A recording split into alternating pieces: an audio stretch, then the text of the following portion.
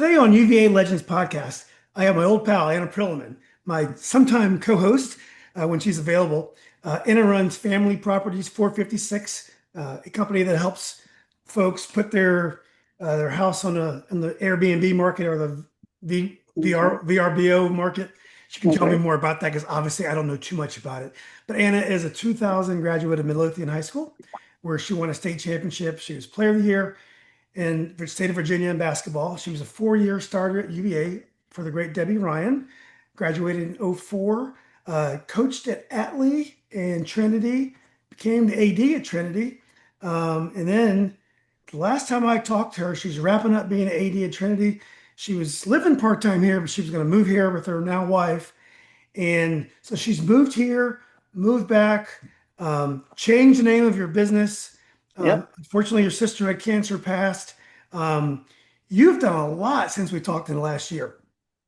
Yeah. That sounds like a lot when you go through it about moving up and down and driving up and down. And I mean, I looked back at that interview we did. How long ago was it? A year and a half? About a year and a half. Yeah. My dad had recently posted. So I glanced at it and I didn't even recognize me. Just, you could just tell I was a different person. A lot has happened, as you know.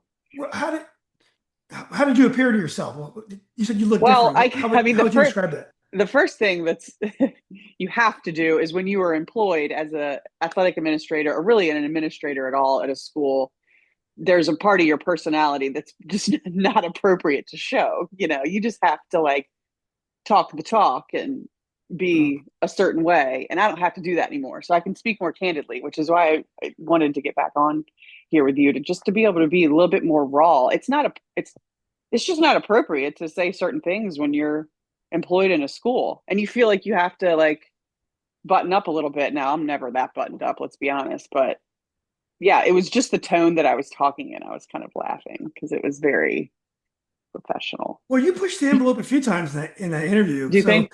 as appropriate as you were trying to be, there were some cracks in your armor. Really? Which topics do you think? I rewatched it yesterday. First of all, it's one of the best interviews I've ever done. It's a great interview. You were awesome.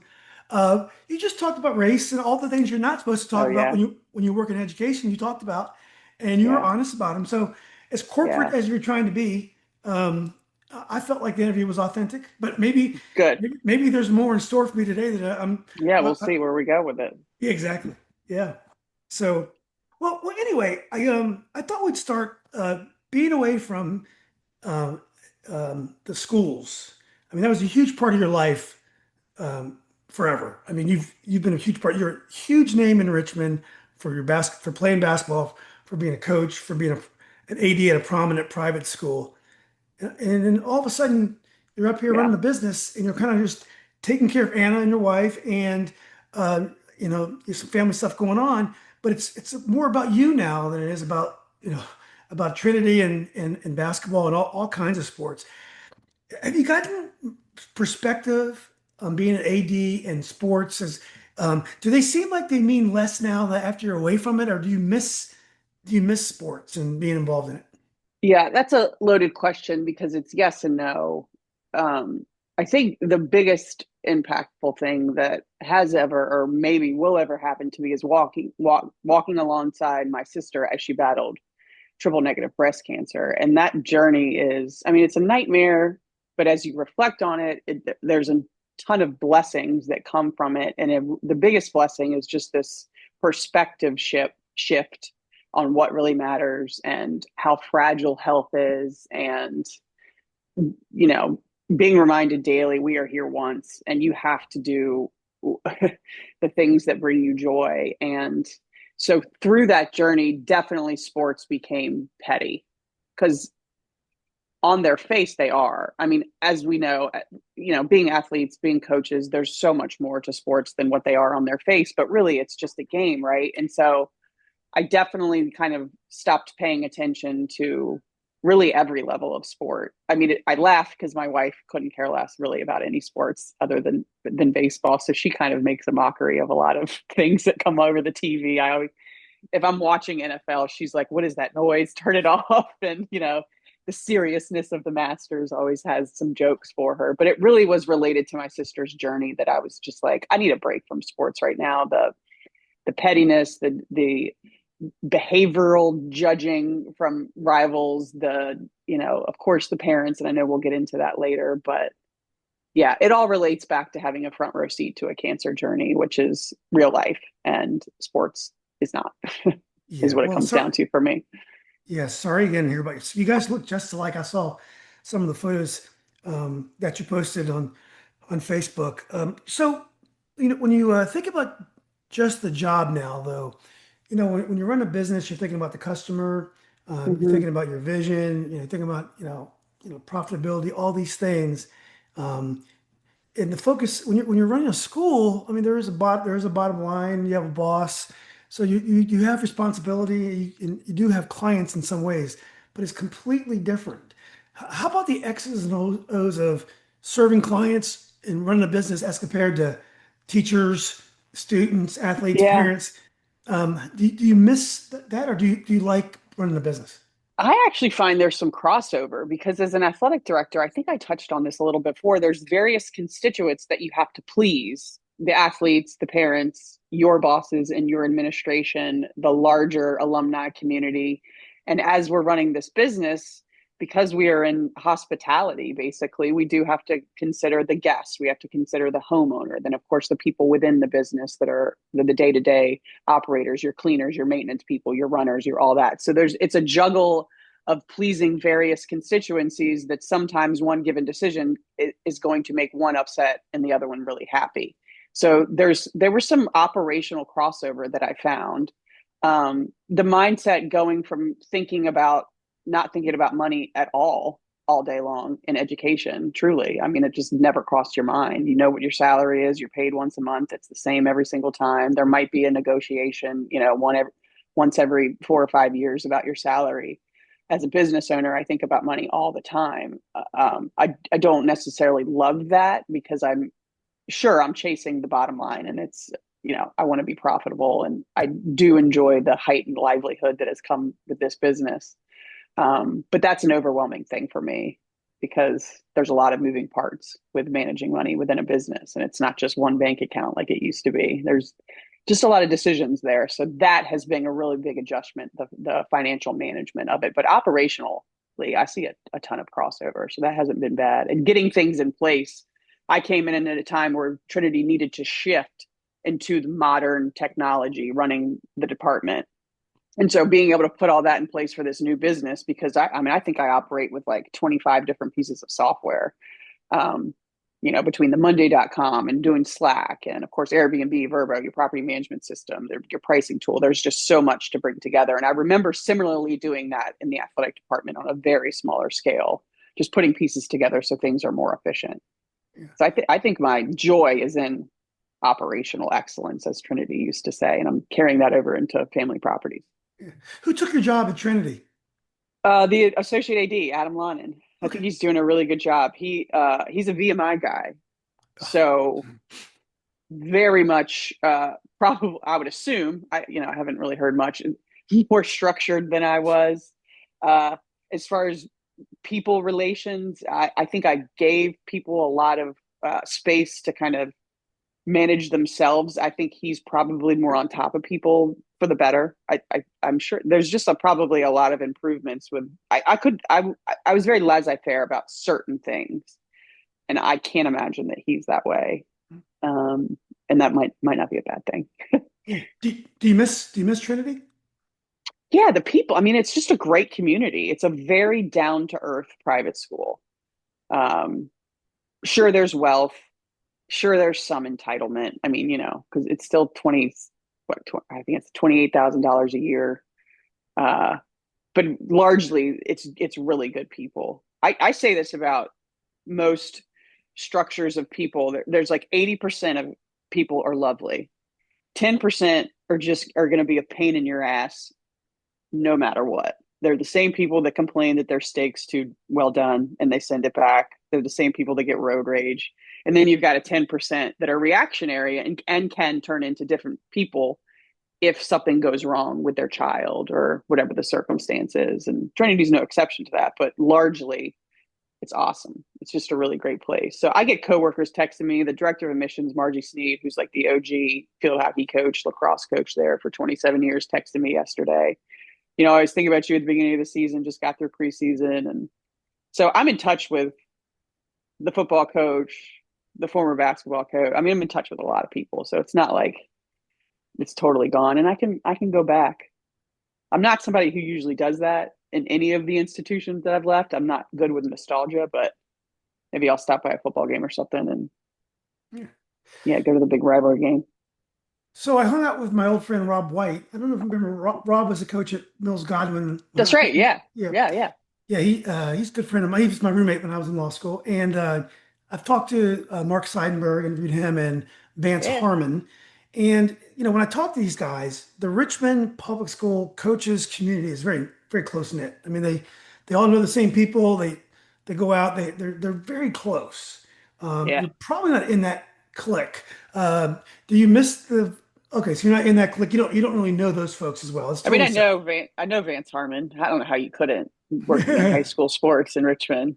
I know those names, but I don't hang out Right. socially with them or I'm not really a high school sports fan. Yeah. And Yeah. I don't know if that was a good or a bad thing as an Yeah. athletic administrator. I want to talk, and hope I don't bore you with this, but I want to Yeah. talk Airbnb real fast. Now, first of Yeah. all, you changed your name since we talked to Family Properties, because this morning when I was preparing for the interview, I couldn't find you online. But I've seen your ads on Facebook since, so I should have known this, but I just Yeah. zoned on it. So talk about your new name. Yeah. The rebrand happened right near Aaron's death, and it was related to that again. And sorry that I keep going back to the same thing, No, but not at it's all. forefront of my mind most days, all day, every day. The old brand, it wasn't even a brand. It was just a company name that was sort of self-serving towards me, APS character. And that was silly to me. I wanted it related to family. The 456 is kind of a personal number through Aaron's journey. And it actually has worked out well because we are targeting literally family properties. It's not really a time that you can convince people to go invest in a short-term rental and they're going to get a ton of return on it just because the interest rates are so high. If you've got a ton of cash, it's probably smart to get in now for if they do come down, of course, the prices will go up, but that's neither here nor there. So we're targeting people that have these family properties that have been passed down to them that are in river towns, mountain towns, of course, the beach, that they're just not doing much with. They only get there once or twice a year. They're in seasons of their lives where their kids are running all over the place, or maybe the house is deteriorating because maintenance is just too much to keep up on, and they don't know what to do with it. They don't want to sell it because it's loaded with family memories, or, of course, don't want to pay the capital gains, don't want to go through the whole 1031 exchange thing. What do we do with it?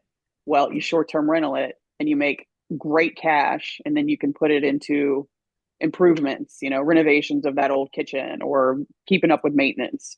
And that has worked for us.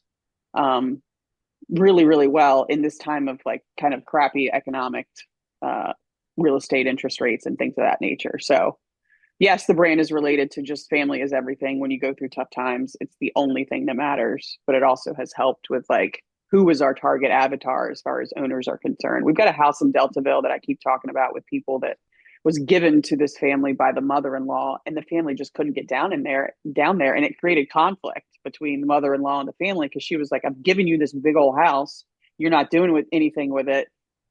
What's going on?" So this lady Suzanne calls me and she's like, "What can you do?" And I said, "Start to finish, we'll get down there, we'll clean it up."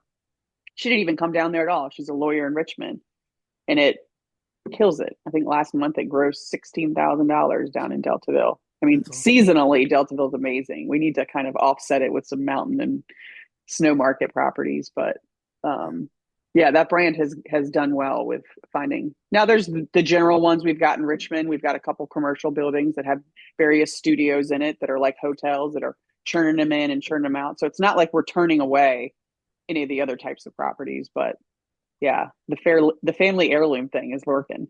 Yeah, I like the name. It's the other name was catchy, but like my company I work for is named Repario, and I have to sometimes explain what it means. I'd rather just get right into it, and I think with Yeah, family right, properties, you right, probably are able to get right into it faster, just because right. you don't have to explain it, and it seems pretty. Common sense. Now, you were talking about this home in Deltaville. Did I get the name Hmm. right? Deltaville?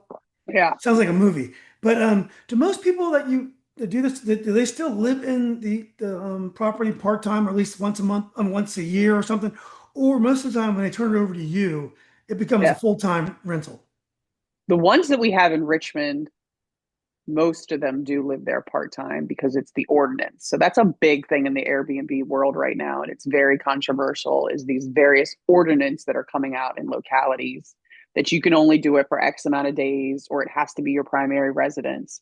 So with the houses that we have that are in vacation markets, no, they don't live there, and honestly, they don't barely even visit there. But the ones that we have in Richmond, we have one in Charlottesville. We've got one up in Delaplane, Northern Virginia. Those families are in and out, especially the ones in Richmond. So Yeah. dodging ordinance, and that's forever changing. I mean, that's the instability of the business. Is at any time a county could say, "We're done. We're not doing this anymore," because the neighbors aren't pleased with the types of people that are coming in and out. Yeah. Anna, you have a huge network of Richmond people, sports, UVA folks. Has your network been Oh helpful? yeah, oh Yeah, yeah, yeah. yeah. We don't do any type of formal marketing. I mean, we have a social media page and everything like that, but it's word of mouth and inbounds come in. I get calls weekly about people that are interested in it. Um, yeah, the UVA network, the Richmond network. I just anytime, people are interested in what I'm doing now because it's so weird at the age of 42 to leave a career that, I got to the top of what you can get to the top of in high school sports. So it's like, why would you want to leave that? And so when people ask me that question, it's a perfect segue into telling them about my business. And Yeah. it really did fall out of the sky. There was nothing in me when I was working at Trinity that was like, I got to get out of this situation. This sucks. I'm so miserable. It wasn't like that at all. I simply fell in love with somebody in Northern Virginia, and I wasn't going to sell my house because I was also in love with the house. And it Wow. was like, what do I do about this? And I remember we woke up from a nap one day on a Sunday afternoon, and she was like, you should Airbnb your house. And I'm like, ding. And the light went off. And since that day, it's been short term rental education flying at me left and right. That's what I did when I was driving up 95. I listened to podcasts, I listened to online books, I changed my mindset. You absolutely have to change your mindset when you go into business because the imposter syndrome thing is so real. Like I didn't have background in business. I don't have an MBA. I don't have background in short-term rentals. What makes you think, Anna, that you can do this with no help? And that's the type of thing in your mind you got to say, shut up, find the people that know what they're doing, copy their stuff. I got in a mastermind. I paid some good money to get into a mastermind, and we grow from there. And I think I'm going to get back into the mastermind because I'm feeling a little bit of a plateau right now, and I don't like that feeling. I Yeah. need to challenge myself and level up, as they say. Are you So going to spend any time living back at your old property now? Or are you going to, are you living completely somewhere else? I mean, we're there all the time in between stays, just because there's a pool out back, and I'm still kind of doing the outdoor maintenance. Um, and by Henrico County's standard, yes, we do live there some of the time. Okay, got it. Let's see. Let's change the subject. Have you learned a lot about this business that you had no idea of? I mean, I bet you the last year you've really gone to school on the ins and outs of how to do this. You have to. I, Yeah. I think that's where businesses fail is these people that come in with an arrogance, like I can figure this out really easily. I think something Trinity taught me, you have to be a lifelong learner because in any business, things are changing so quickly. Like the insurgence of AI, I mean, you have to be using that. We've got various softwares that's a big deal to learn the AI thing, and it just makes you more efficient and it reduces your costs. So yeah, I learned everything from what type of smart lock brand is the best to get on the front door and what type of camera brand is the best to put around the property and the property management system. There's various things to pick from. And now I'm in the stage of like, how do you scale a business and how do you hire and how do you onboard? And it's more about the people now. I've got all the softwares down, but I've never done that before. And it's not easy. I cannot wear all the hats. We're at 23 properties now, and that Wow. happened in 1 year. Right. And so we've got a virtual assistant. She's great. My wife's involved in the company. We've got a runner, but now it's like, I got to start to look for I know who I want as the director of operations and expand from there. So I'm not as much working in the business every day, but rather on it. I really need to shift to that and stop getting in the weeds of guest communication and maintenance. It's time for Anna to totally step out of that so I can scale quicker, but not too Doesn't quick, of course. yeah, it doesn't matter that you live in Richmond or in the DC area for your business. Not anymore. I mean, it was kind of rough being up in DC when so many contacts were in Richmond and the business was kind of centralized here. And at the beginning, you do have to wear all the hats. I mean, short of cleaning, you have to be the one that stops by the properties and checks on things and handles the small little maintenance stuff. So coming up and down 95 for that last year, that was a lot. But now that I think that I've gotten to the point where other people are doing that, I could run it from anywhere and we can take properties anywhere. We could host a property in Utah, no problem. I would just have to go out there, build my boots on the ground team, stay there for a week or two, and we'd be rolling there too. So right now we want to stay in Virginia, but I'd take properties in OVX in a Yeah. heartbeat just because I know that area well. Is it the kind of business that larger businesses would look at you for purchase? Yeah, I mean that's the goal one day. You know, the 5 to 10 year goal.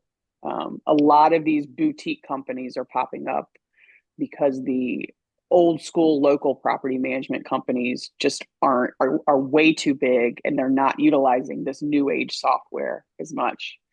Um, so yeah, my goal kind of pie in the sky is to get to 100, 150 properties and then look to see maybe if an exit would be smart. But for now, this season of my life, I'm enjoying creating. So I think no one would ever offer me a good amount of money right now. But even if they did, I'd turn it down because I'm just enjoying. I'm a journey person. It's not as much.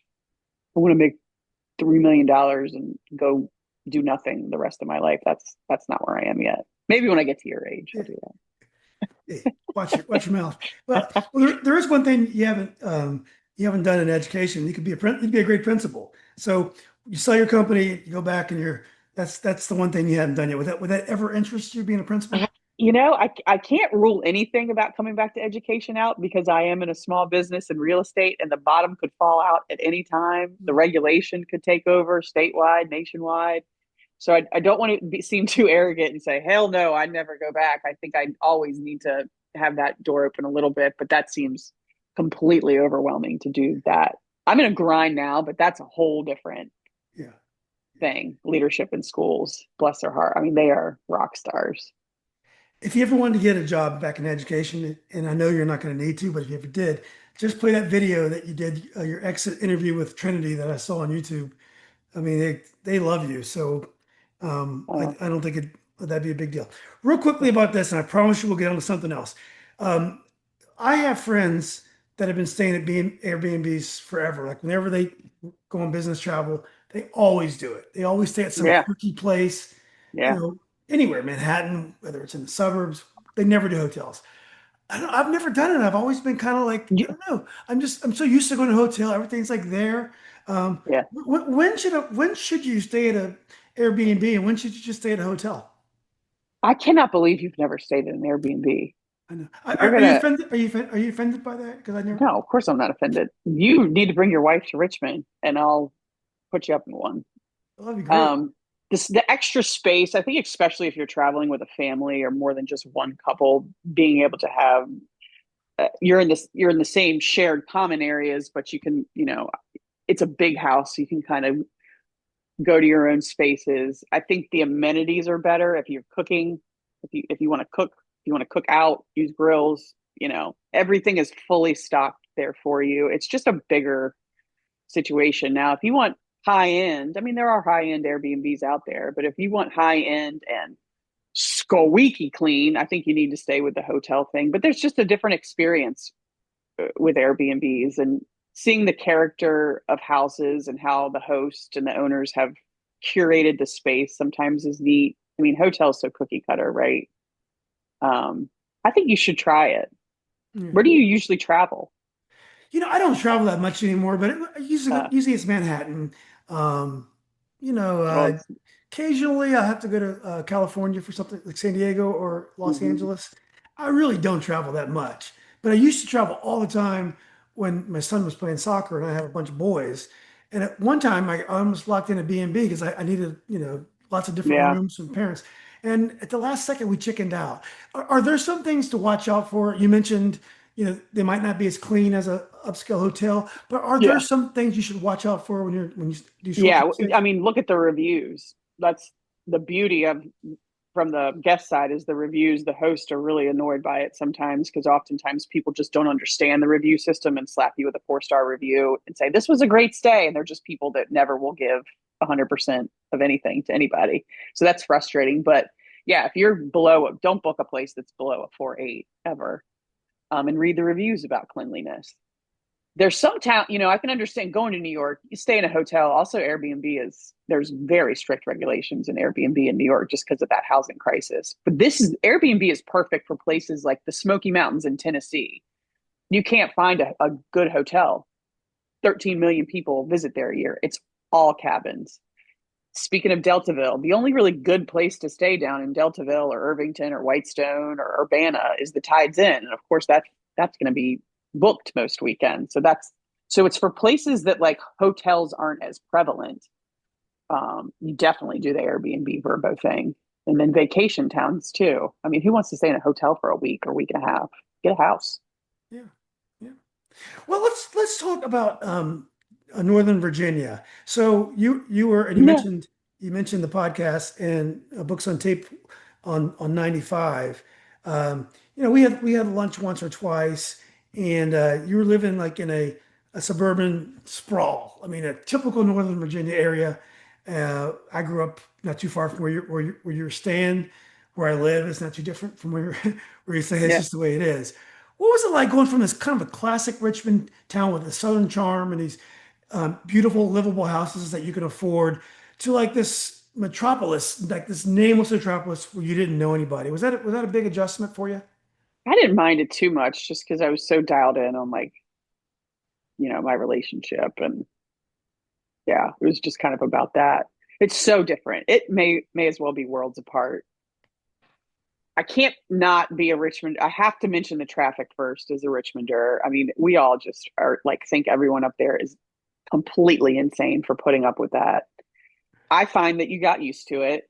I definitely got annoyed when I'd come home back from Richmond at 5 or 6 o'clock at night and I wanted to go to dinner closer to the city and get out of Springfield. And just getting to dinner at that time of day during the week was like just awful. And I was tired and I was hungry. And I remember days like that were awful. I loved the diversity. It sounds like such like a can word, like, but it really is. There's so many different types of people up there. And to me, that creates this sense of humility somehow. Like in our little townhome in Springfield, diversity in Richmond means white and black. Diversity where I was living in Springfield was like truly the parade of nations. I used to say, like, if everyone were to put a flag of where they're from, or where their family is descends from, it would be like just a beautiful color scheme going across the townhouses because I would hear different languages on walks, and there was a real deep beauty about that for me. And it's just such a bigger pond. I mean, there's sort of like an arrogance in Richmond because people don't realize how small a pond it is. I don't know how to like put that into words. What do Northern Virginia people feel about Richmond? Just like Well, I think we don't matter. I think we yeah, we do think you guys are sometimes still, as we talked about last time, still kind of fighting the Civil War. With the politics of today, though, I think it's probably you guys are probably right, and so Yeah, Civil War is still going on, I guess.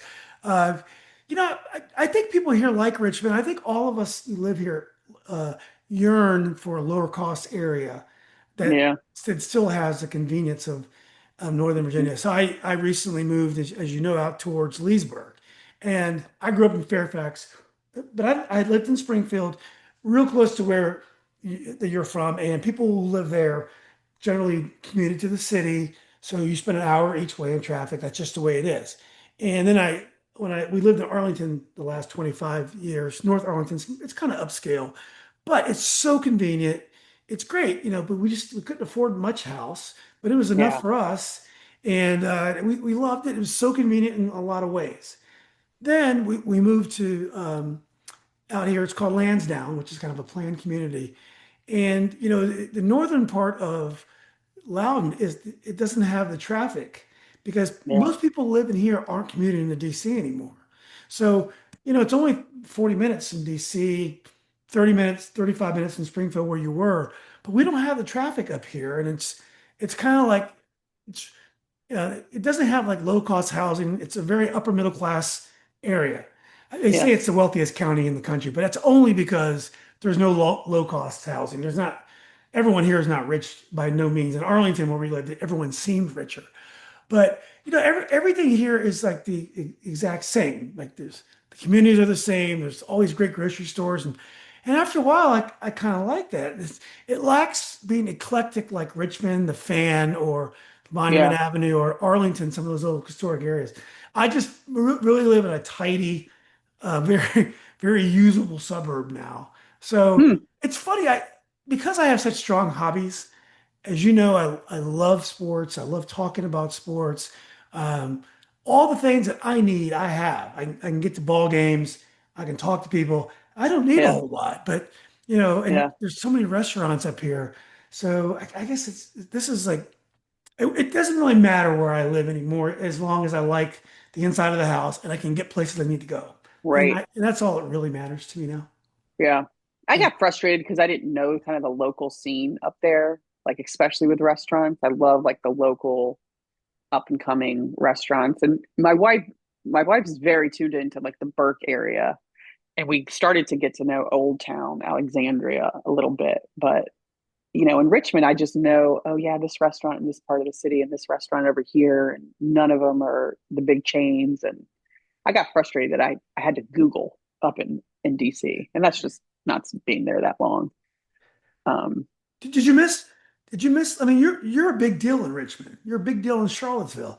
In Northern Virginia, you're just Anna yeah, Prillaman, I who don't an entrepreneur. Did you miss being like a big fish in a little I pond? don't think when you say I'm a big deal, I don't know that anybody feels that if they are. I don't think that I am. I think that was a long time ago that I was a good athlete here, and I don't Well, believe that you're you're a 80. celebrity just because you're a high school coach or an AD. But I get what you're saying. I never felt that, so no, I don't miss. Yeah, it's just not something you feel on a day-to-day basis. So there was no change in that way to me. I guess my connections, I didn't, there wasn't people that were a phone call away to handle anything that I needed. Maybe I felt that a little bit, but yeah, I like the quieter behind the scenes. I don't need to be in public. Hey, look at me. I definitely know some people in Richmond who like to walk in gyms and be seen. I know those people for sure. May I know I wasn't like that. I probably was perceived that way, but yeah, I don't. Well, Rob White was a math teacher and the girls basketball coach and soccer coach for many years. We have never gone to a restaurant in Richmond and someone has not known him and come up to him and said, "Hey, Mr. White." Yeah, So, I mean, you might not be famous, but people know you guys because yeah, it's a different type of community in Richmond. I don't think that would happen even if the teacher was recognized. I just don't think it would happen as much in Northern Virginia as that would happen in Richmond. right. I get the same thing at restaurants. That's just from growing up here, and I don't even know if that has anything to do with sports. It's just like my family was very Yeah, but did you like social. that? Do you like people knowing you? And is that Yeah, important to you? this sound like such a grump, but I know I when I go to public, I don't want to see people I know. I like don't want to stop and talk to you. I guess, if I've had a lot of coffee that morning, I'm sure I'm down for a chat, but largely I'd like to get in, have my dinner, and come home. So maybe I'm a little more introverted than I'd like to lead on. Yeah. Well, how about being married to a woman, a Yeah. beautiful couple? And as you know, my sister's also married to a woman. She wasn't quite as good a point guard as you are, but she was a pretty good player, Anna. She played at George. She played at GW. At some point, you got to meet her. She's great, but she lives Yeah. out That'd be great. in Seattle. But is being married to a woman any different in the DC area than it would be in Richmond? Like my wife and I are biracial. I feel like if we lived in Richmond, we probably would be noticed a little bit more than we are around here. Yeah. What about you? My wife has told me that I am different in Northern Virginia than I am in Richmond. And it may be more that I know somebody will see me in Richmond and know me. and not so much in Northern Virginia. She said, "You never hold my hand in Richmond." And I'm like, "Oh man, I didn't even know that." So I guess somewhere subconsciously, I am conscious of that. My friends couldn't care less, that's for sure. My family's really supportive. It's not a big deal. Um, I don't even know if it's a Richmond or Northern Virginia thing. But of course, as a woman who's married to another woman, I'm in tune with reactions when I tell people about that. I can't. I finally gotten to the point clearly if I'm talking about it on a podcast that who knows who could see it. I'm comfortable publicly with it, but I'm not fully like it's whatever. When I go to sales calls for this new venture, when I mention my wife for the first time, I'm very in tune with their reaction. I noticed that the other day. Like, because some people will be like, "Oh, great," wanting to show you that they're supportive. Yeah. Some people won't do anything, and that's where I'm like, I wonder why they did that. Is it because they don't want to show me it's a big deal, or they're far right and I couldn't sniff that out, or what's the deal? So I think it's a shame that we as gay people have to even go there to notice what other people's reaction with you, if they'll work with you or not because of your sexuality. That's just stupid. But that's very alive and well. And that has nothing to do with Northern Virginia or Richmond. That's just the ways of humanity still. Yeah. Well, biracial marriages are different, but I used to talk to my sister about these things a lot. Hope she doesn't mind me saying this, but we would talk about our mother and my parents were really religious. My dad's a minister, Mm-hmm. and um, that reaction that you're looking for, Yeah. my sister looks for those reactions too. Yeah. And I used to always tell her, I said, look, I can't speak to your situation. I mean, we're biracial, but it's not the same thing. So I don't want to act like I know, but I don't look for endorsement from people. You know, you That's know, so great. I just need you to accept who I am and from Yeah. why I'm here or whatever. But if you don't endorse my lifestyle for some reason, I don't care. I got so many other things I got to take care of. Now, I still probably would say that biracial marriages is something that's been legal much longer than, Yeah. I think it's 1968. So we're in Virginia. We're going on 60 years. Hopefully they don't they don't turn that back. I guess we have to think quick. Yeah.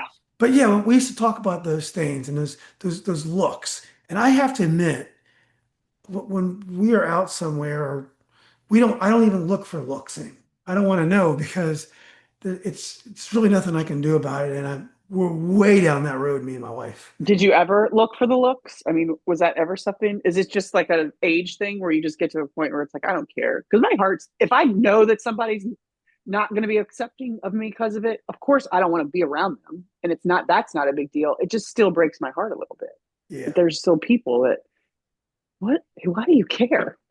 I, I'll Yeah. never understand why it's a big deal. And I come from a religious background. I mean, my family is very involved in the church and a Southern Baptist church. So Yeah. that's definitely a part of my parents' thing. But they put their love for their children first. I know that. So. Well, there are people that are in interracial marriages. I call it biracial, interracial marriages. The people that call biracial marriages, what my Oh, son, like my kids would do, I guess, that's right. interracial marriages. Uh, there are people I think that like the shock and do it for those reasons. Even if that's not conscious, they do enjoy being different. They like that. I was never that person. I mean, like you, if I'm, in a familiar area, I probably wouldn't be holding hands. I've never been like that flamboyant with it. Not that I have Right. anything to, I'm not ashamed of it at all, but I probably have been kind of understated always with it. And, Yeah. if anything, and I believe we touched on this last time, I never want to be the guy that black women look at me as he's one of them. Like he'd only marry, I dated Mm-hmm. lots of black women and Mm-hmm. I didn't really think that deeply about that issue. I did accept that it was going to be something that we deal with kids and all that stuff. But I never wanted to be the person that preferred that white women over black women. I don't. I like people, and I tried to marry the right person, which I feel I did. So, Yeah, that's interesting. That's a variable that gay people don't deal with. This like betrayal of your yeah, what you come from. Like I don't think straight women give a crap if I'm gay or not, you know.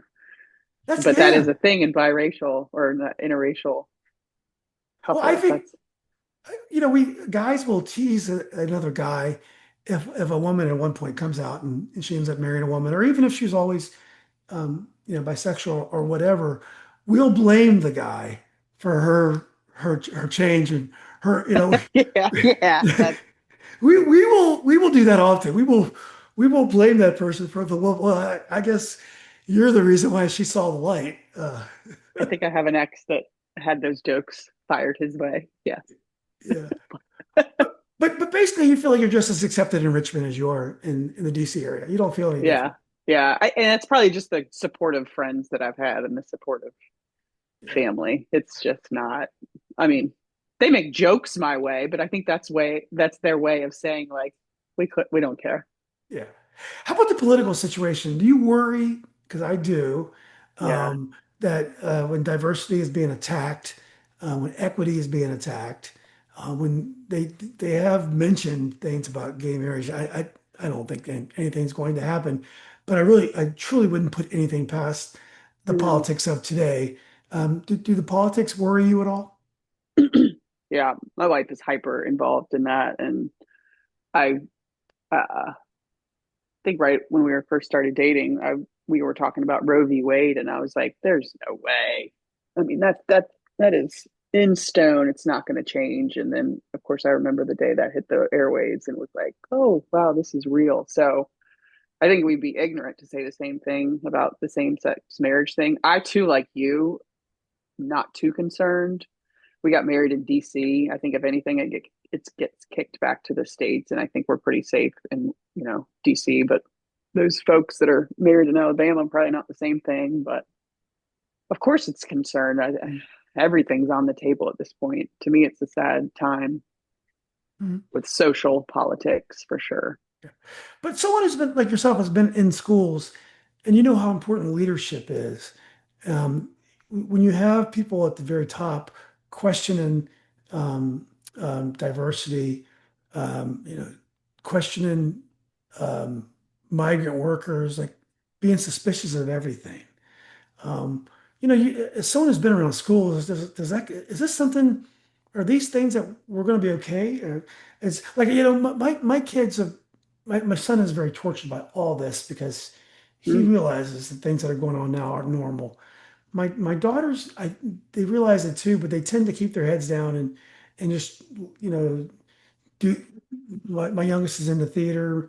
My oldest is just having fun in college. So they don't tend to be as thinking about everything like my son is. But but leadership it matters. And like when you It have, does. or do you worry about this stuff? Course. Okay. Yeah. I go back and forth though between what you're saying about your kids because there's some days where I'm like I just need to live my life and get out of politics and find the joy in the little things and go out in nature and love my people and that's what I need to do and let's stop worrying about the bigger problems of the world, but that's also coming from like a privileged standpoint that I could do that if I wanted to, and I think voices need to be loud in order to make sure things don't go too far off the rail here. So I really struggle with where I fit into that because I used to very much be a person like that's somebody else's problem.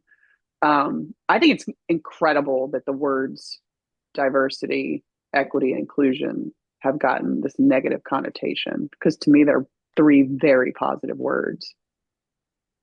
Like I understand the DEI term within the workplace was an eye roll for a lot of people because it just meant to some people more meetings and more bitching and more things that don't relate to what I have to do at work, right? Like I get that.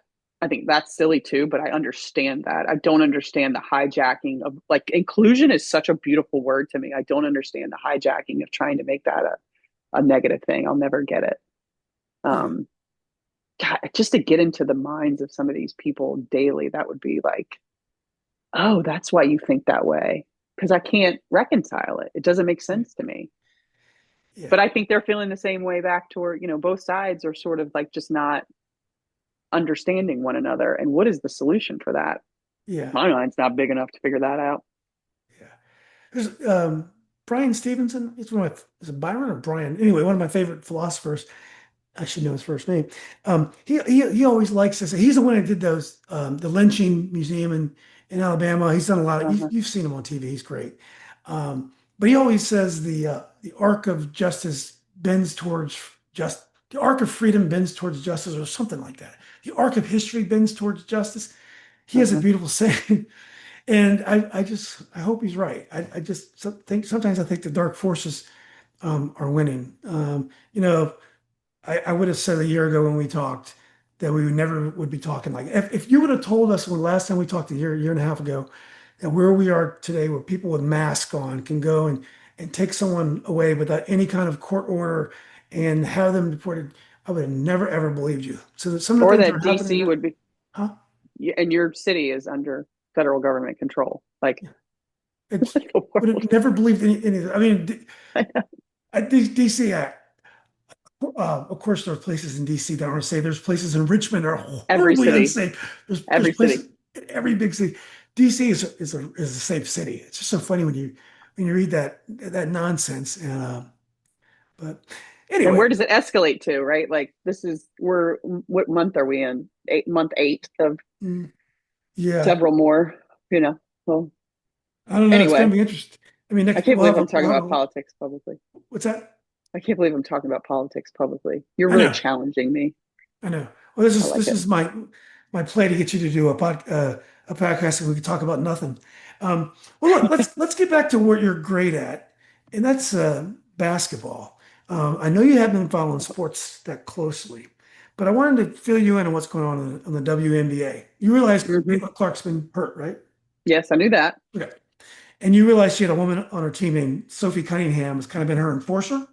Yes, I've heard Okay. about that.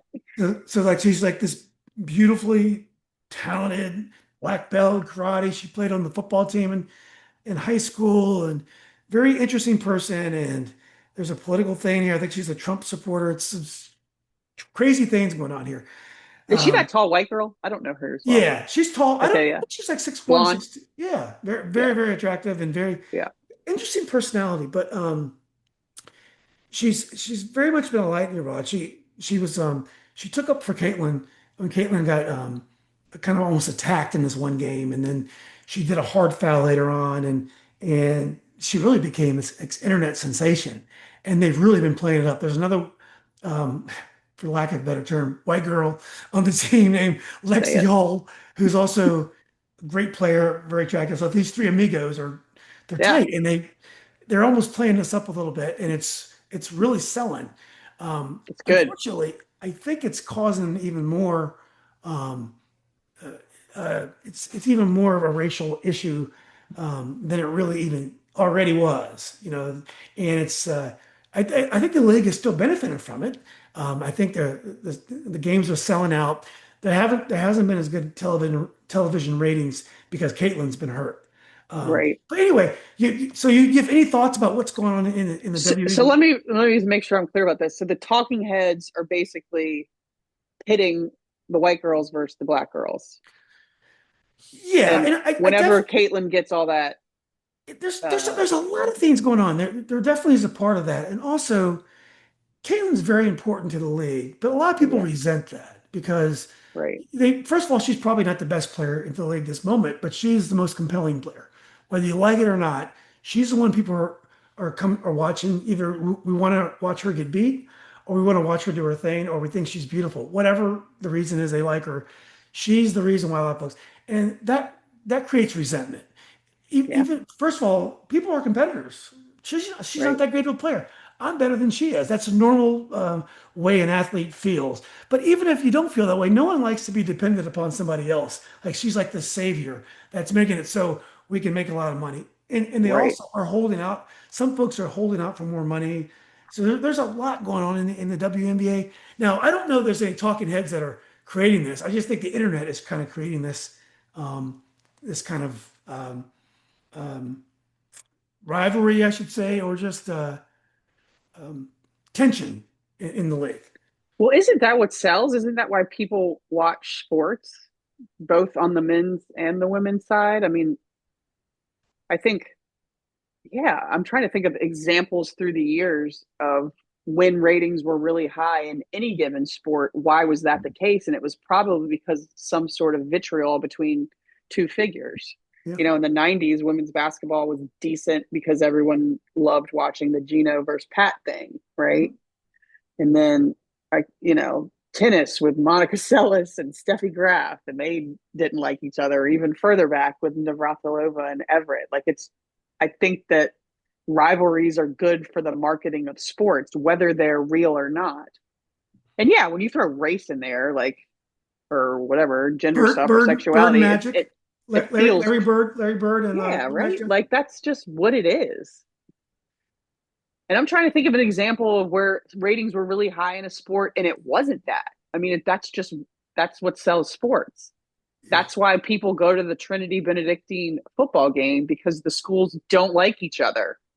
Like they're so different culturally, even though we're from the same town and we're both private schools. And I mean, that's just what it's like. Again, like sex sells, conflict sells. And so if these women want to get paid, and I do want to touch on that because I'm wondering if you know more about that than I do, then I think that they should be okay with Caitlin bolstering them up and this conflict coming with it. I think that that's good for the league. When it comes to getting paid, I read it's always like the random conservative dude on Facebook. Like there's just one former baseball coach in Richmond that just says like shitty stuff about women's sports all the time. And I've read some of the comments, and it's like the league doesn't turn a profit. I don't know if that's true. I haven't looked at the books of the league. Is that true? Yeah, I do think that it struggles to make a profit and it's getting close. I think the right television deal, it's attached to the NBA, so I think it has needed to be attached to the NBA to make the numbers work. Um, but people do. I remember Arthur Ashe, who's a hero of mine, who we talked about the last time we talked. Yeah. I watched an old interview with him on Dick Cavett. Dick Cavett, he's one of my mentors giving interviews. Dick Cavett, he's a great interview guy. So I like to watch his old interviews. But anyway, Arthur Ashe he's kind of not making fun, but he doesn't think women tennis players should get paid like the men because they weren't as popular in the 70s, and Yeah. especially the early round games. It was hard to get people in the stands to watch them play. And him and Billie Jean were friends, but they really had a clash of heads on this one because perhaps to have Arthur come out like that, he's supposed to he was very much a civil rights figure, but he was a conservative in a lot of ways. He would say things like this that would piss people off.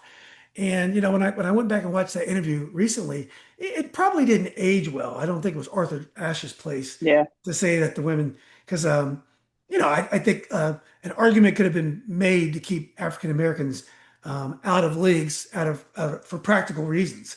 Like for example, they did say one of the reasons why they didn't integrate the leagues earlier is because people wouldn't pay to see the black players play, which was wrong. But they made Uh-huh. these reasons. So anyway, Yeah. um, I do think this is a very normal tension. I do think uh, what Caitlin has done with basketball is real, but but there were great players and great coaches that came before that need to be acknowledged as well. But I don't think Hmm. we can just gloss over her impact. I mean, I never watched the WNBA until she came along, and I have to admit, It's huge. It's huge. It's seismic.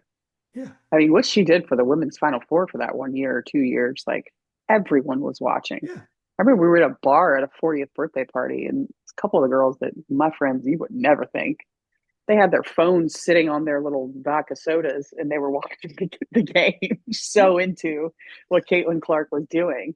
I enjoyed watching her play. I mean, I was down for that. This is horrible to say, but I was down for the argument 10 years ago that just watching the women was not as fun as watching the men.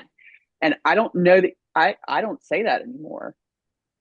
yeah. I mean, she's clearly the Steph Curry effect with just the long range game, Yeah. and she knocks them down. Her release point is genius, just a little bit to the side. So Yeah. the contest can't get there. I wish I would have known about that because my release point was so low. And so, So you like uh, her release? yeah, I mean, it's not something that anybody should teach a young basketball player, but But it comes naturally to her. And since she does her step back to the left, that extra foot, she kind of, or maybe it's like a half a foot, she gets with her release point yeah. is the difference between a shot block or a tip and, you know, So when I do getting there. when I do these podcasts, twice I've interviewed AZ Fudd's parents. And Yeah. I, Tim Fudd and Katie Smirka Duffy. You probably heard of Katie, right? I remember her from way back. Yeah, I she was don't a know little bit why. older than you, but she was great. Yeah. She was a couple of years older than you. But I think she was class of 97, 98, played at Yeah. NC State Yeah. and fantastic player. I mean, just firecracker though. I mean, her personality was very tough. Yeah. Yeah. And Tim was the same way. He was a good player, played at American University. But so I've interviewed them twice, and they're by far my top two interviews. And it's weird because like I've done Grant Hill, I did the Remember the Titans guys. I've done Anna Prillaman. I've done so many great people that I've talked to. But those two somehow, the way the internet works, Caitlin Clark, AZ Fudd, Paige Buckers, Becker. Yeah. Beckers, Yeah. their names come up, and then they go Yeah. viral for me. And then when I Google them, they'll show up in news feeds like the AP, or they'll pick up my podcast because of them. I mean, I That's it doesn't awesome. happen when I talk NBA basketball. It doesn't happen when I talk all the other sports I talk about. But the WNBA, when I talk about, especially Caitlin, it gets picked up and it becomes a news story.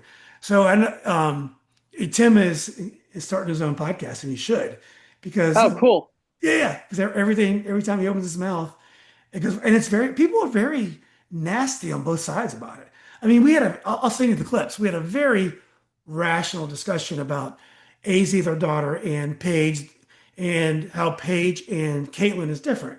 And by trying to say Paige was in the same ballpark as Caitlin, people were really pissed off about that. Like it was like you just they hate Caitlyn, and it turns out now I think that AZ's actually dating Paige. That's That right. wasn't the Yeah. case before the interview. I mean, it wasn't public, so people were just talking about that, and so it's all this drama. But I think, as you're saying, it's probably good. It's probably good for the sport and good for sales. Yeah. It's passion. It What is is. it with the psyche of a sports fan that like it has to be either or Yeah, with all these little arguments. It has to be either Michael Jordan or LeBron James. It has to be either Caitlin Clark or Paige Becker. It's like there's no room for complication with a no, lot of sports fans in these discussions. And I find that laughable. yeah, That's why I couldn't be a sports talking head because they're both great. Depending on the day, like they both can do a lot of different things. And I would just yeah. be way too simple about it because I think it's complicated. I think you're too passionate to talk about sports just for the sake of it. It doesn't seem like it fits your personality. I think Yeah. you like to talk about things that you're interested in. I don't think you're that person that can just yap about anything. That just hasn't seemed to be who you are. No, I'm really a short-winded person by nature. I mean that, you get a couple beers in me and friends around a fire pit late at night. That's when we were really covering the bases. But You've talked about generally these fire speaking, pits before. What happens around these yeah. fire pits? Oh, we just talk shit about everything. It's awesome. It's like, you know, gossip and politics and either or I don't know. It's just when you get with your friends, you know how it is. Those are the best times. Yeah. We got some good fire pit chats over the years. Well, we gotta still put together our podcast. We got Yeah, I'm down. yeah. We're all over the place though. We got to figure out where we're going to dial it into. I Or know. maybe it is just the podcast about nothing, the Seinfeld thing. Yeah. And because I want to, like, right now, I want to get into parents in high school sports. Yeah. We had talked about discussing that since we are starting. I think preseasons have probably started by now. School starts next week for a lot of the private schools I know in Richmond. I don't know what's going on in Nova. So I think it's a good topic to explore. And I'm very interested to hear your perspective on it as a current high school parent, right? Yeah. And former, of course, sports parent. And you proclaim that you were a little bit over the top, right? Yeah. And very involved in it. So just generally speaking, what is that psyche like, Yeah. You know, or where does it come from? part of the reason why I think I started this podcast or I do this podcast is to pay back for how intense I was. This is like my release. Um, you know, one of the parents or one of the coaches that I once talked to said that one of the reasons why parents have changed so much over the years is because they invest more in their kids. Like when you played, Boo Williams approached your dad and he's like, Hmm. no, Anna's going to play in Richmond. Anna's going to go Yep. down to that gym down the street there and just practice if she wants to play. We're not going to do all that stuff. And I think, one of the reasons why parents do invest a lot in their kids now, so therefore they have a higher expectation than they ever did. But that can't explain all of it.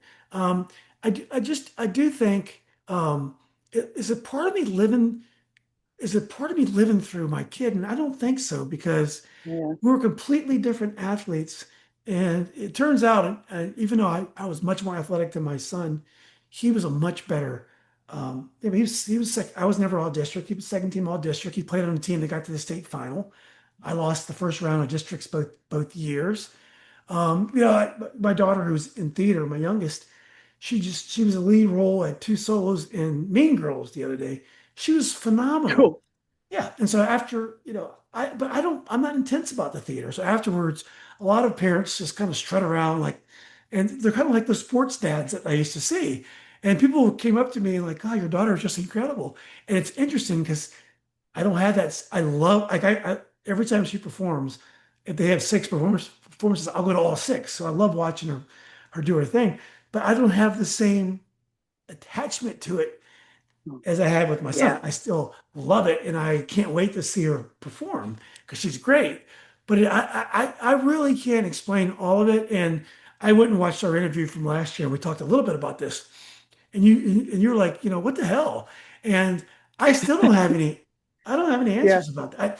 I do think I do enjoy watching soccer better now than when my own son played, which is weird. I go to random high school games. I was down at I think I texted you that I was going to be down there. I went down to um, what's Glen Allen High School for the state Yeah. finals. I was Yeah. down there, and I had a Great. wonderful time. And me and my son went, and I don't have to have a dog in the fight, and I like it more. And I That's great. some of my podcast with the soccer is interesting because the kids reach out to me and they want to know me, they want to be on the podcast. In basketball, there's none of that. The kids have no interest in knowing who I am, or they don't talk to me or anything. In soccer, they very much want to know who I am. They think it's cool Hmm. that I care about their soccer and Hmm. stuff, which is interesting. So I feel like I'm part of it, but I don't have the same, rooting interest. I think, and I'll send you a clip of this. My life changed. I had a coach who said to me, Julian, because I asked him, where should Chandler play in the next level? So, where should he play for college? And he was like, Chandler shouldn't think about college soccer. I was like, what are you talking about? He's a good player. He says he's a really good player. There's so many good players out there.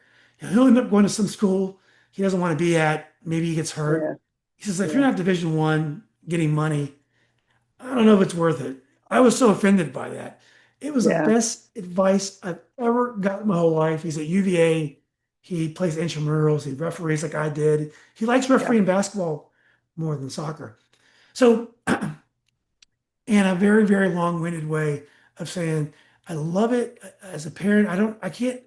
I really haven't gotten to the bottom of it. But Yeah. you've been around a lot of sports parents, and I think your wife is a sports parent as well. Yeah. Yeah, Ever played baseball at Braddock? He that's was very good, intense. They're but good. same thing. He shouldn't play in college because it would have been a lower level. He's at West Virginia now, and I'm sure we're on night 2, and he's having a blast. He's having a blast. Yeah, so that needed to happen that way. And same thing, he'll probably play either club or intramurals, and that'll be that. Are sports parents that are difficult aware of that, and do they just not care because it's I'm protecting my child, I'm supporting my child, and that's all I care about? Or is there an awareness, or maybe there's just not an awareness of the impact that you can have on a coach or an administrator, at the very least, just general annoyance, but at a more heightened level of people start to question, is this the business I want to stay in? Because these people are so insufferable sometimes. Because we're in an age now where they don't just have the office number to call. You can protect your cell phone all day, every day. It's still going to get out there, and people are still going to cross the boundary and shoot you a text after that glass of wine at dinner time or on a Saturday morning because Friday night basketball didn't go well, or shoot, 11 o'clock after Friday night basketball. I'll never forget the phone call that I got on Christmas Eve. And I'm like, I'm with my family watching Miracle on 34th Street, and you're calling me on Christmas Eve about the basketball game from yesterday? I mean, it was nuts. It was after Stewart beat Trinity in basketball, and there was this whole thing after the game, and the family didn't feel safe with another family. And I have to meet with you before the team practices again, and the team practices again on the 26th. So I've got to talk to you now. And I think that was the beginning of my like, something's off with these people. So long-winded question, or is there an awareness, or is there just a I don't care? Were you AD or were you a coach when you got the call Christmas Eve? That was my first year as an AD. Okay. Yeah, it was Um, about the men of the boys side. okay. Okay. So I think part of it is the parents don't know how ridiculous they can be. Part of it. Yeah, But I think even when there is an awareness, you just can't help yourself. You can't. I remember one yeah. time, um, I was at a soccer game and the referee missed the obvious offside call. I just screamed at him offside, and I looked up, and it's one of my favorite refs. He's a great guy. He looked at me, and I'm like, I just can't believe I just screamed at this guy. He's the greatest guy in the world. And there's. I remember one time my son's senior year of soccer, his club team was going to some tournament. And what happens in soccer is by your senior year, if you're not playing Division One, you really don't care about your club team so much your senior year. But this coach is hyper involved and he's great. But so he benched my son because we were in high school playoffs and it was like 95 degrees every day. So he just couldn't go play in a weekend tournament in the middle of regionals. So he stayed at home. And so then when the team came back, they won 2 games, like it was a big deal. They came back, he made a point of benching him the next game. It was a Mm-hmm. scrimmage. Bench him, didn't play him a lot. So instead of just not calling, my son didn't want to play anymore because it was beach week coming up. They had one tournament left. It was in West Virginia during beach week. No, Yeah, nothing about West Virginia. But this was in Morgantown. This was yeah, Huntington, or yeah. it's not a place you want to be during beach week. So I just couldn't wait to call him later on. I could not do anything because I had to after the game. My son was so upset. I just went to him and said, Coach, did you have to really make a big deal about it and bench him like this in front of everyone? He never misses anything. And that coach is to this day is still mad at me. He's a good guy, but he Oh really has wow, never been the same. And I've made amends of all the coaches because 99% of the time I was a great dad, but that 1% I was a son of a bitch. I'm the nicest guy in the world. yeah, I don't have a temper, but when I lose my temper, it's like stored up for a very long time. sure. And it doesn't have to come out as anger, but I will just let things fly. And so part of it, to answer your question, part of it people don't know, but even when you do know, you just can't help yourself. And I don't understand why. I don't understand Well, why. It's just what like, I would have to go what's ahead. that? What I would have to remind myself of over and over again, just to stay sane, is this comes from a place of love. Yeah, And well, that's beautiful. Like a parent desperately loving their child. There's nothing wrong with that. Because, of course, you can talk to some administrators on the flip side in some school districts where parents are nowhere to be found. And that's not yeah, good either. So if I just keep reminding myself they love their kids so much, they hate when their kid comes home upset. And this thing I heard all the time, the coach is taking the love for the game away from my kid. I hated that. But from a parent perspective, that's not good, yeah. and maybe I do need to look into this coach. And is this happening all the time? And we need to do a removal or at least a very serious talk? Or is that the kid's excuse to the parent because they're not getting playing time? Yeah. I mean, I think there might always have to be a disconnect here that parents are going to be upset and there's Yeah, nothing the AD can do to fix the right. problem. You know what it's like, Anna? It's like pick up basketball or any sports when you see fights on the field, on the court or whatever, on the soccer, and people are like, I can't believe I acted like that. It's kind of Totally. it's kind of similar to that in that these are the nice. I know this kid my son used to play with in soccer, the nicest kid in the world. He was a complete asshole on the field. He couldn't Yeah. help it. And I love this kid, and I'm not Yeah. identifying. Sweetest kid. But something happened when he played soccer. He was just crazy. He was selfish. He would talk back. He would bite. Off the field, he was the nicest kid in the world. And I think it's Yeah. similar to that.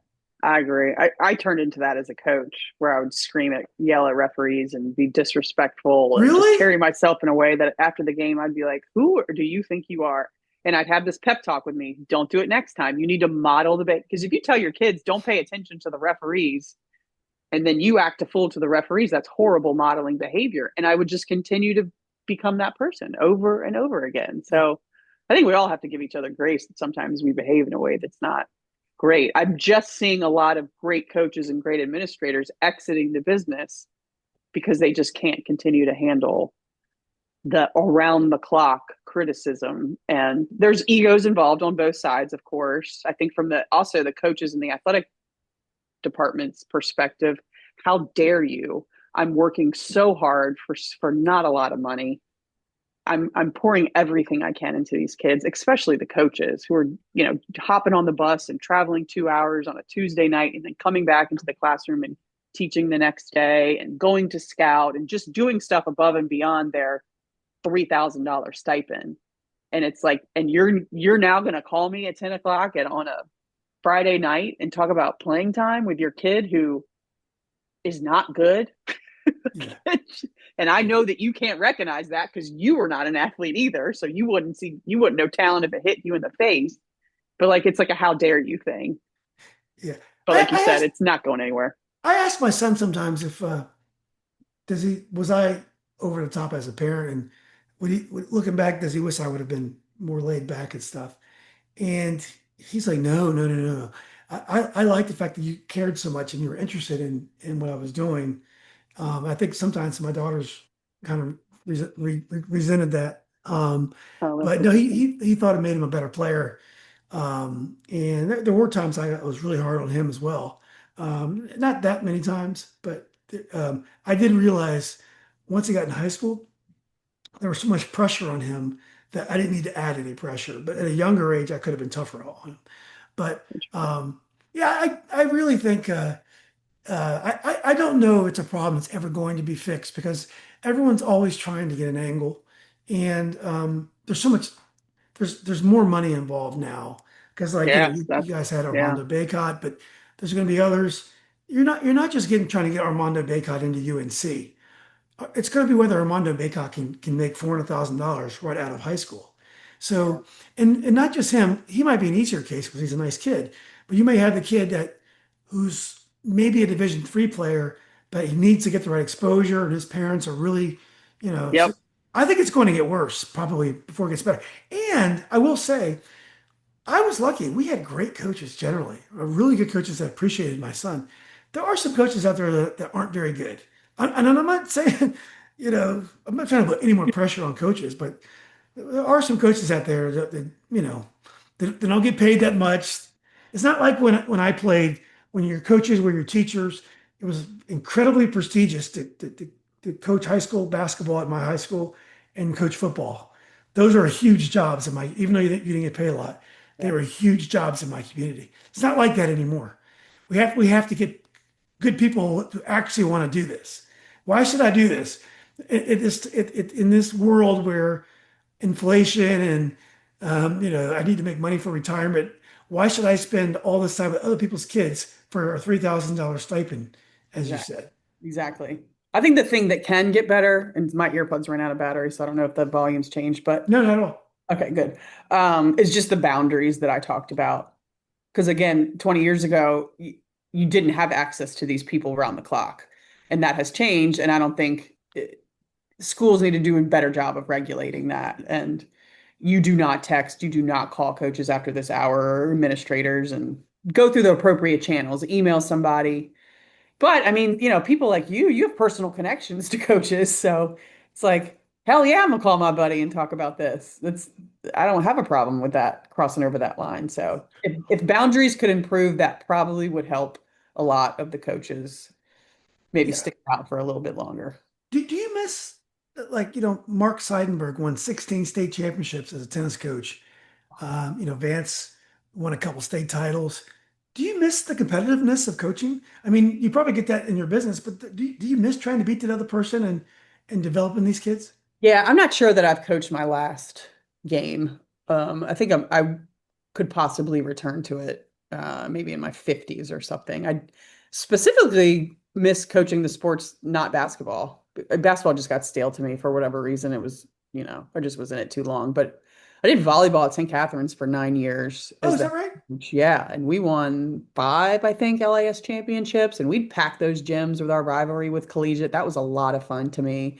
I did softball at Trinity as an assistant. That was a ton of fun. And I've coached JV tennis, which doesn't sound like anything because, like, who cares about a JV record? But that's when I sort of fell in love with watching kids go from zero confidence to a decent amount of confidence doing something new. Um, so, yeah, I have nothing really to scratch a competitive itch right now, and that's going to wear thin eventually. Yeah. I don't know if it's me getting in a pickleball league or going back and playing tennis or some sort of social sports or doing it as a coach.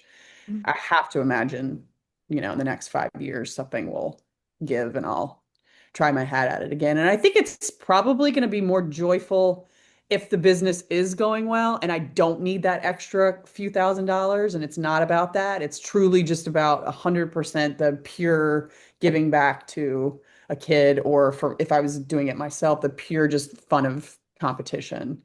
Um, So you might be a volleyball coach. You might not. It might not be basketball. Volleyball again. I can do tennis. I can do softball. I think is but basketball is kind of what I know the best for sure. So, um, There's something about basketball because it's, well, first of all, the weather's the same inside all the time, but I yeah, guess, yeah, I guess volleyball is the same, but it's just there's something about a Friday night game, and the basketball tournaments are so special. Like the history you created, when you guys won the state title, and I know you can win titles in other sports, but winning a state basketball title, um, there's almost nothing like it. yeah, It's such a magical feeling. it's special. If we were to stay in Northern Virginia or even go back, I was very intrigued by possibly getting into one of the high schools there because I don't know all the inner workings. I don't know the referees. And I don't have this like, oh, here he comes. This is going to be one of those games or like I don't know the Larry Merritts in Nova. Like who are the who's who and just the junkies that arrive in gyms. I wouldn't know any of that. And I thought that might be fun to learn a new community because Larry Merritt is one of a kind. There's no Larry Merritts in Northern Virginia. I haven't seen or talked. I'll have to shoot him a text soon. I haven't seen him in a while, but um, yeah, that intrigued me of getting to know that area with that whole thing because every locality has a different basketball culture for sure. So it's interesting in that Larry, when I started doing these interviews, I never had any intention to focus on present day football or basketball. It was all about the legends, like the old timers. Because I love, like our conversation that we had last time. I just love going down memory road. But then yeah, after a year or two, I ended up getting to know the present coaches and going to games and talking about that as well. And it actually gave the podcast a little bit of balance, a little bit of mix of the old and new. So it's actually really good for it. So, but uh, Fairfax County just came up with a whole bunch of new rules about stuff. One of the reasons why I came up with rules is, did you hear about the hayfield situation Of last course I year? did. I don't live under a rock, and I'm Yeah, in the state of Virginia. yeah. We So were living now, next door to the assistant AD of West Springfield, whose dad was the South County football coach. I think that's Pannoni. yeah. The daughter is Rosie. She's awesome. Yeah. Love Rosie. So we got sort of the inside scoop because we were literally next door neighbors to her. And then of course I listened to your podcast about it. I mean, what a thing. Well, then I've interviewed Nina before, and then her dad ended up stepping down. I don't know if you heard about it. Did you hear about her dad stepped down in South County? It was just, oh God, it was just a mess. So anyway, Yeah. that was going on. So But now your the sister, right? The soccer coach. sister, yeah, she's wonderful, That's awesome, right. and she dates a, a college football coach. She's a great person.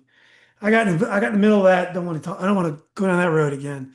Hmm. But the county's put out all these new rules about media and talking to media now.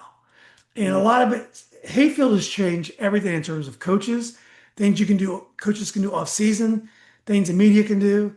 Like I think I've read somewhere that I have to get clearance to Oh, interview wow. somebody. And I'm like, well, look, if they want to come to me because they want to be interviewed, that's fine. I don't have time to, do all that stuff. And then if that's the case, I will just focus on, the legends of the past. But yeah, I'm it's wondering if that's going to happen down here with Petersburg since oh Ty Wright yeah. moved to from John Yeah. Marshall to Petersburg. I could see similar things I popping. find that stuff a little bit too much. All that, I mean, this whole persona around all that to me is a little bit like, get over your guys' selves. One thing that really make me not upset, but I thought was ridiculous. Every year they'd win the Group Two championship, and they Right. would beat some team from Appalachia, Right. and they win by 70 points, and they go on social media and just brag about it. I'm like, you just beat Graham from Bluefield, population 20,000. Meanwhile, they have kids in their team, literally from Brooklyn and Bronx and all over the state. And yeah, that getting those kids opportunities is great and they're an amazing program. But man, the whole mystique around that program is a little much for me. So Yeah, the coaches walk in with full suits on and sunglasses, and I mean it is Hollywood. I think it's so dumb, but yeah. whatever gets you going, I guess. Live your life. Yeah, well, it's funny though. When I was young, and this is probably a little bit before you, the head coach would dress up, but like in a real conservative way, almost, like in a pristine kind of old-fashioned type of suit. Yeah. Not like these zoot suits or anything like flashy or anything like that. But I mean, I guess it makes it fun, and those guys are all over the media. They do a lot of media stuff, and it does make it fun. And I actually enjoy, the high school sports. It's fun to know a little bit about the people that you're covering, and like the soccer, the fact that sometimes I get a chance to know some of the kids. It's kind of cool because you get to really understand the game better. And like one thing I do is whenever I interview them, I have a long video of their college decisions and for every place they go, why they go in there, where they're going to major in. So it's almost like it's cool to be in part of this treasure trove of college decisions. So that's kind of an interesting thing to do with some of the kids that have done it. You But do anyway, it may be all going away soon. I don't know.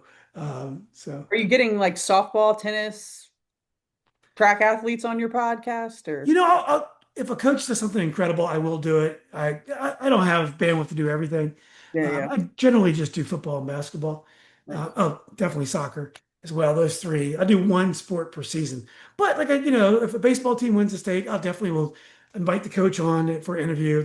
If they, I'm doing a wrestling interview with the wrestling coach. I really hate wrestling, but I love great coaches, and I love anyone who pours into kids. So I'll have to have a wrestling coach help me do the interview. So, Yeah, yeah. um, I don't know that sport either. We didn't have that at Trinity. Like, no wrestling? Oh wow, no, that was the only sport we didn't have. Just couldn't get it going, and wrestling's huge it up upset here. me because you got to clean a lot. Yeah.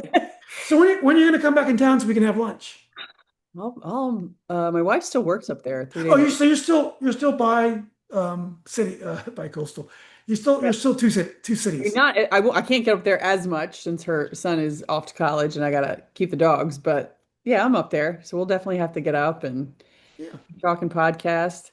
Wonder if is there a spot in Richmond? If is Larry the only Richmond high school sports podcast? I'm not volunteering myself, but I'm just trying to think. Is he own a monopoly down here? Larry, there's another guy. Larry's the most prominent because he goes to the trouble of having a studio and stuff. Yeah, There's yeah. another guy who does it as well. But I think he mixes it with popular culture. He's good too. I forgot his name. Um, I think Larry is the most prominent guy, but Larry does a lot of like he does like girls AAU stuff. So he's Yeah. not I was like just thinking laser about that. focused Yeah, yeah. on it. There's a lot of guys that do what I do up here now, and a lot of times I feel like they're some of the guys kind of copying what I do. Yeah. But I don't care because it's exposure for everybody. Right. Yeah. And you know, and there are things that I do differently than everybody, so I'm not really that worried. My thing's a little bit different. I think if me and you do something, it's going to be interesting because I think um, we have good complementary demographics and skills and personalities. Well, But yeah, I think you'd have a.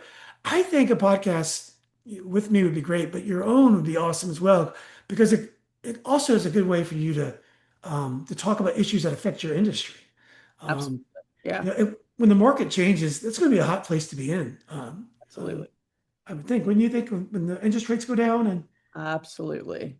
I mean, the yeah, cash flow is just significantly better than if you're doing month to months or annual leases, and your property is taken care of every 3 or 4 days.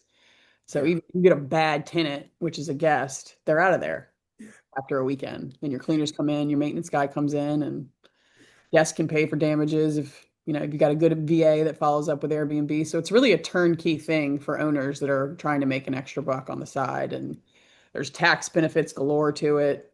Um, it's really a no-brainer to diversify your little investment portfolio with a short-term rental. And I'd suggest getting in now because I think when the interest rates do come down, prices are going to go through the roof. And it's going to be one of those things we all say about real estate, like, damn, if I would have just bought in, you yeah. know. Well, so it's interesting when I moved out here, I left a 2.6 and got into a 6.8 or whatever, right? And That's sick. what do they say? Marry the house, not the interest or Yeah, loan or something like that, right? exactly. You So can it sounded refinance good. later. What's that? You can refinance later. Right, So right. And it was great because there wasn't much on the market to sell. So my house went like this, and it was a good time. There were some good properties that we liked. We could not be happier where we lived. It worked out great, but interest rates had never gone down. mhm. And we keep waiting and waiting and waiting. And I thought sure it would go down by now. And the place has appreciated, decently, and not as much as my other place, but at least we're not getting destroyed by the other place. Right. But I was, interest rate. So my youngest wanted, my middle wanted a car. So I've been promising her a car. So I was looking at buying her a used car. So, so I was trying to price it. And, when you go and look at used cars, the interest rates on used cars aren't great. You're in the sixes or sevens. Yeah. But if you go to look at the new cars, you can still get like 1.9 on things. And it's just amazing how, because of interest rates, you Yeah. may end up buying a brand new car and you don't need that car. And so I've been in this process for the last month and I don't need a new car. Yeah. But financially, because of interest rates, it might be better to buy a brand new car. Sounds like it is. Yeah.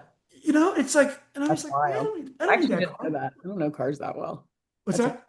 I didn't know that. I don't I Oh need to buy a my new God. car, but Yeah, that's we're looking at, buying something like a 2000 and we really are testing the theory. We can talk about nothing and stretch it out. Um, Talking about my loans here. I was looking at like 2017 Subaru Foresters because I love the Forester. Yeah, they're still like 17, $18,000. So if you get a 3 or 4 year loan, and they'll give you a 6 year loan on that, which is ridiculous because it's not going to outlive the loan.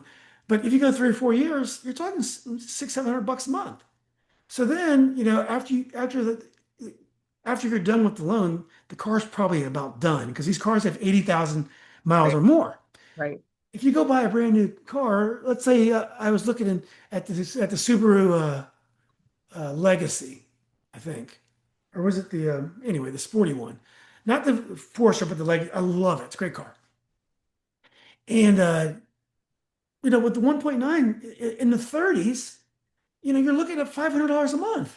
So I'm like, I don't, it's just, it doesn't make any sense. But interest rates means a lot when you're making these long-term purchases. Absolutely. So anyway, with my house, I can see where it can affect your business because, as soon as those rates go down, if there's tariffs ever go, whatever. I feel like I can save so much money a month where we live, but it's not happening right now. Yeah. When people got in 2020 or 2021 with those low interest rates, they could afford to hire me, the person that's taking 20% of your nightly rate. And right now that's kind of cut out. So they're breaking even. But there's still deals out there. I mean, they're just not flying at you and hitting you in the face like they were. There's still absolutely deals where you can cash flow really, really well. Okay. And then if you do refinance later, then you're really doing it. But like I said, we're targeting places that don't have mortgages because they've been in the family for so long. Yeah. And they just need a little tender love and care. Yeah. Let's say you did a podcast about getting your house prepared to be an Airbnb. Mhm. Would that cut across your business model by having the information readily out there? Or No, that's what you do. That's what you do because you never can know everything. And even with all the knowledge, you still sometimes just don't want to do the things because there's a lot to it. I'm watching my text messages and my Slack thing go right now because it's a Sunday and people are cleaning and turning over places, and there is just a lot of communication that goes into getting places just so every 3 or 4 days. And then guests can be, I mean, they're people. Speaking of problems, they're going to complain about really dumb stuff, and you got to handle it and send them a Amazon package because they can't find the teapot or whatever. So just because people know how you do everything, I'll be totally transparent with all the different software we use. That doesn't mean people want to take away from their family and their full-time job to run a rental. So I think you do a weekly podcast, half hour on different topics about your industry. And I absolutely. think if you hashtag that thing right, I think it'll go viral. I think it because it's a very interesting topic. It really is. And I think if you maybe it's inundated with stuff. I don't know, but it doesn't seem to be. No, Um, I think it's a no-brainer that I do it. And with your guidance, you can help me with, the SEO of it and getting it out there on the internet. But I'm lucky to be at a time of life where a lot of my friends' success is paying off and they can afford these second places now. And they're very intrigued by it. So with personal connections and hopefully getting some stuff out on the internet, it's kind of a turnkey thing at this point. I hope I don't sound too arrogant because that's the recipe for the bottom falling out. you're But not arrogant. You're confident. I'm pretty So confident that it's doing well, and it's a thing that look, you've got an asset that you can go spend time at, and or you can allow other people to come enjoy their family and friends at. That's really cool. You can't do that with a stupid stock market investment. And I you've think got at lunch, I trading think at lunch cash one time. flow. What's that? It's appreciating, it's cash flow, it's tax benefits, it's all those things, but it also can be a heartstrings thing too, and that's unique in investments, right? But the beautiful thing was, I think one lunch you told me that you quit your job and you made as much money lease short-term lease in your house than you made working your butt off Yeah. every year for like so that I mean that's a pretty powerful statement right there. I'm not sure if I got that totally right, Yeah. but it Yeah. was simple. It was close, right? That's right. Yeah. Yeah. It's crazy, right? I mean, it's if that doesn't kind of demonstrate the power in it, Yeah. and I mean, look, let's say for example, my wife and I retire and we go somewhere, you know, keep this house. And I'm not saying this house would necessarily work because it depends on where you live and all that stuff. But I mean, there's if you're able to keep it occupied, half the year, it's probably a lot of money, right? Or probably insane amount or You even you cover your mortgage and your bills and then some. and then some. So And then you write all the expenses off, and then you also depreciate your house. yeah, So on paper, it might look like a loss, which is great because that can offset other income. yeah. So you're reducing your tax burden doing it as well. And you're not, and if you hire people like us, you're not doing anything. So it does feel passive. So our podcast idea is I feed you questions on your podcast. I'm like you're the expert. I'm like the MC, and you come on more of my podcast and help me out with some of these interviews. I'd love to keep my toe in sports in that way. I Well, whatever can't you want to do. I just stop feel cold like turkey. sometimes you're That's busy. I not don't want to possible. bother you. What's that? I can't stop sports cold turkey. I'd go through withdrawal. So that's why I still teach this class at VCU when we were texting with that dean. That's so funny. He's the dean of the school that I teach in. Well, when I interview Brian, you help me. We'll do Oh, a double. You'll help me interview Brian. so he's a former UVA guy too? Yeah. So Brian is year. I was a year behind him at UVA. probably the same age. And he was a business guy. Um, uh, was he finance or marketing? I forgot. And then his wife got a job in Richmond, so they decided to move there. And I think he just decided to start teaching. So he became a professor, assistant professor at VCU. I think he kind of worked his way up and then became interim dean of the Cool. business school, and now he's dean. I think he just got named dean. And he's just a great guy, just great stories. Never, he always, I'm not going to tell his story. He does a much better job. He's a great storyteller. But things weren't given to him. He always was able to work his butt off and find a way. He's got a great personality. You'll love him. I mean, we're a lot alike. He's got a lot, he's probably a nicer guy than me, much better looking than me. But he's a very nice, very nice guy. Yeah, we start Tuesday. So that Center for Sport Leadership used to be in the College of Education and now they moved it over to the School of Business. Oh, he's your boss. Yeah, You better be nice. You better be nice to him. I know. Yeah. I always say every year, this is my last year teaching this class. Because at some point they're going to have to kick me to the curb, right? I'm not actively in sports and I'm teaching in the Center for Sport Leadership, but I so enjoy molding young coaches and really getting into the weeds. Speaking of fireside chats, that's basically what the class is. Yeah. Well, the interview that we did with the two players, uh, Maya Towns and Ada Pennell, they had the first game at Georgia. They both played a lot, and they played UCLA, which is one of the best teams in the country in women's soccer. And I thought we did a fantastic job that day. So a lot of times I feel like I'm bothering you, and I don't want to do that.